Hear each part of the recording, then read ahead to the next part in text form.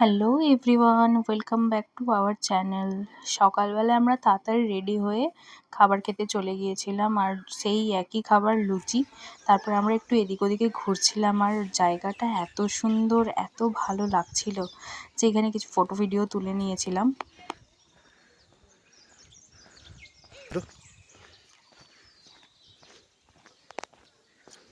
View guys, this is a best view in my life.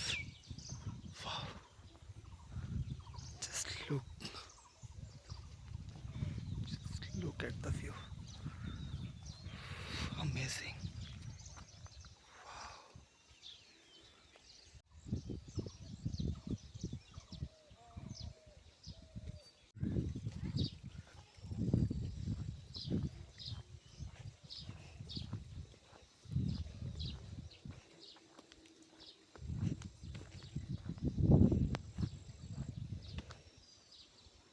তারপরে বেশি দেরি না করে এখান থেকে আমরা বেরিয়ে গেছিলাম পদমচেন যাওয়ার উদ্দেশ্যে, আর রাস্তাতে দৃশ্য দেখতে দেখতে যাচ্ছিলাম।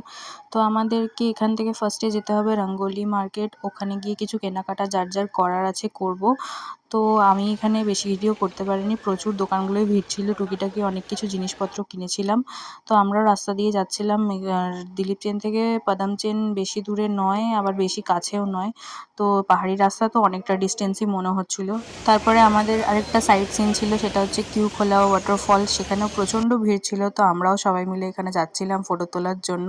আর চারিদিকে ঝর্ণা, নদী, সমস্ত মাঝখান দিয়ে যাওয়া আসা, কি সুন্দর যে রাস্তাঘাট, এত ভালো লাগছিল। আর এখানে মানুষজন প্রচণ্ড আনন্দও করছিল।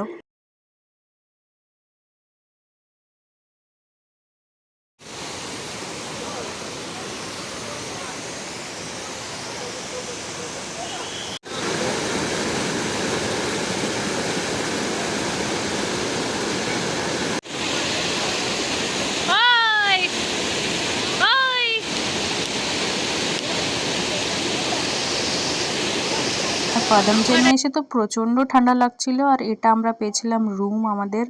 তো আমার রুমটাও তো বেশ খুবই পছন্দ হয়েছিল।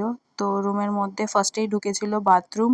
তো লাইট জ্বালিয়ে দেখাই ভালো করে যে পুরো পরিষ্কার পরিচ্ছন্ন, সুন্দর, একদম একদম পারফেক্ট যেরকম হওয়া উচিত। আর স্পেশালি হচ্ছে এই রুমের ভিউটা এত সুন্দর ছিল, জানলা দিয়ে এদিকেও দৃশ্য এদিকেও দৃশ্য, ওফ, আলাদাই ফিল হচ্ছিল। তো আমি সমস্ত জানলা মাল্লা খুলে দেখছিলাম যে সকালবেলাটা কতটা এনজয় করা যাবে। তো আমার তো খুবই ভালো লাগছিল এখানে। আর এগুলো পুরো কালো গ্লাস ছিল, তো বাইরে থেকে কিছুই দেখা যাবে না, বাট ভেতর থেকে সবই দেখতে পাওয়া যাবে।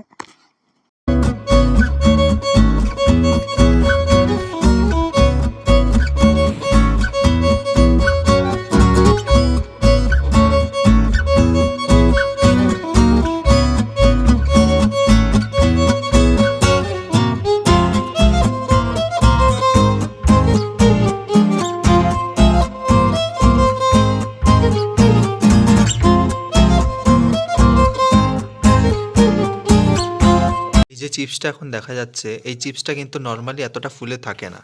আমরা এটা সমতলেই কিনেছিলাম, সমতলে ঠিক নয়, মোটামুটি একটু ওপরে আসার পরে কিনেছিলাম। আর আজকে আমরা আরও একটু হাই অল্টিটিউডে এসেছি, তারপরে এটার এই অবস্থা হয়েছে। Just look at this.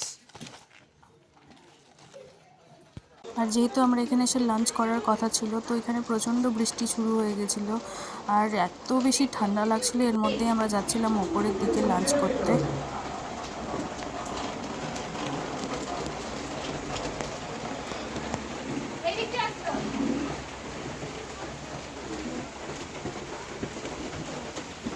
এদিকে আঙ্কেল, এদিকে এদিকে।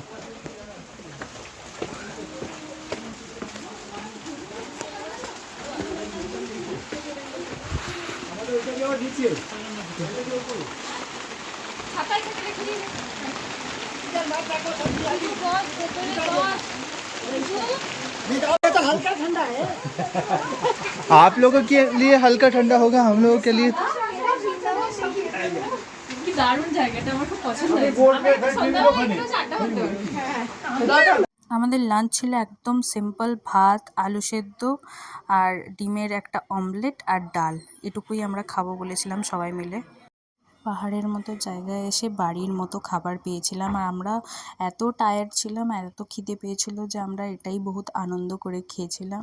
আর সবাই মিলে প্রচণ্ড গল্প করছিলাম খেতে খেতে। তো ডাল ভাত তো খুবই ভালো ছিল, ডালটাও অনেক গাঢ় ছিল। আর ডিমের অমলেট দিয়ে আর খেতেই ইচ্ছে করছিল না, রোজ রোজ ডিম।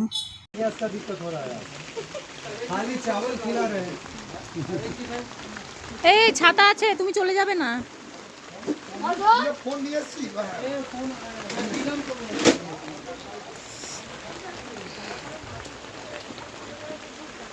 ট্রিপে গিয়ে কিছু জনের সাথে খুব ভালো ফ্রেন্ডশিপ হয়ে গিয়েছিল। তো আমরা তাদের রুমে বসে সবাই মিলে একসাথে আড্ডা মারছিলাম, গল্প করছিলাম, গানের লড়াই খেলছিলাম, যেগুলো আমরা ছোটোবেলায় খেলতাম সবাই মিলে। তো তার মাঝখানে আমাদের স্টার্টার দিয়ে গেছিলো চিকেন পকোড়া আর একটু করে চা কফি, যে যেটা খেতে চাইবে। তো সবাই মিলে ভীষণ গল্প করছিলাম, আনন্দ করছিলাম, গান গাইছিলাম।